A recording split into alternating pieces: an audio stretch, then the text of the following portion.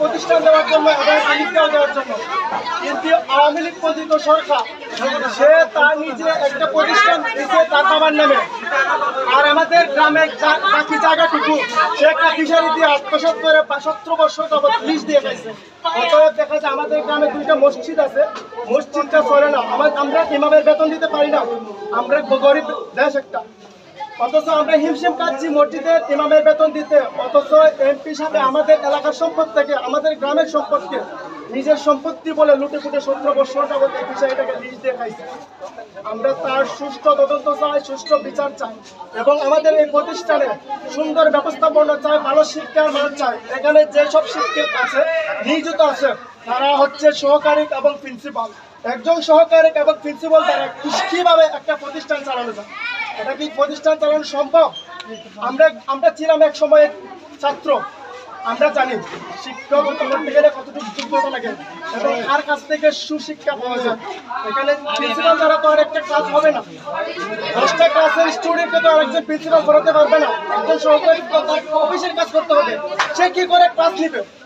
অতএব দেখা যাচ্ছে রেজওয়ানা এবং প্রিন্সিপাল দুজনে একসাথে আসে, তাও আবার সপ্তাহে ২-১ দিন আসে, কোনোদিন শুক্রবারেও আসে, শুক্রবারেও আসে, আইসা 12টা স্কুল বলে একটা সময় লাগায়।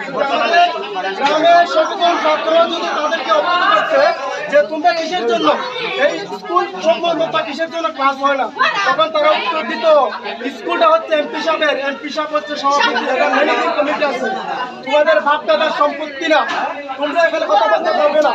আওয়ামী লীগ পন্থিত সরকার, আওয়ামী লীগ আমাদের দেশটাকে ধ্বংস করে দিচ্ছে, আর ১৭ বছর আমাদের এলাকা বঞ্চিত, আমরা শহরে যেতে পারি না, আমাদের একটা রাস্তার ব্যবস্থা না। আমরা যদি কোনো রোগী থাকে প্রতি মারা যায়, আমার নিজের বাবা রাস্তার কারণে মারা গেছে, শহরে নিয়ে যাওয়ার জন্য গেছিলাম, কিন্তু আমার বাবাকে সেখানে পৌঁছাতে পারি না, পৌঁছালে এক মুহূর্তে তিনি মারা যান। আমরা আমাদের সরকারের কাছে আবেদন, আমাদের একটা সুশিক্ষার ব্যবস্থা চাই এবং এমন ধরনের শিক্ষক চাই যে শিক্ষক দ্বারা আমাদের দেশটা, আমাদের দেশের ছাত্র সুশিক্ষায় শিক্ষিত হবে। আমাদের দেশের একটা রাস্তা চাই।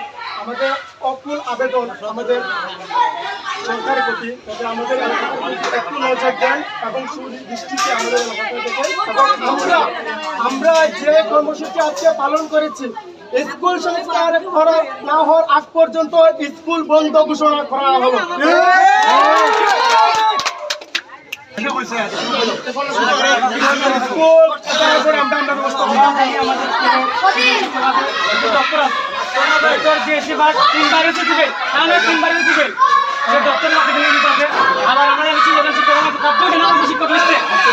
কিভাবে বাইরে ক্লাস 9 ক্লাস দিতে তোমার টিম ক্লাস দিতে এখানে প্রিন্সিপাল আমি যোগ্যতা নাই, তোমার টিম ক্লাস দিতে আবার সে আমি সে দক্ষতা হবে কি হবে?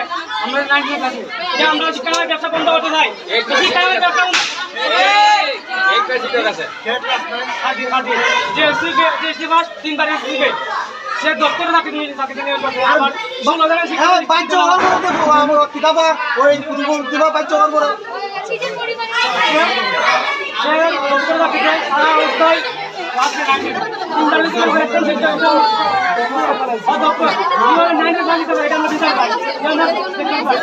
আমরা শিক্ষা ব্যবস্থা বন্ধ করতে চাই।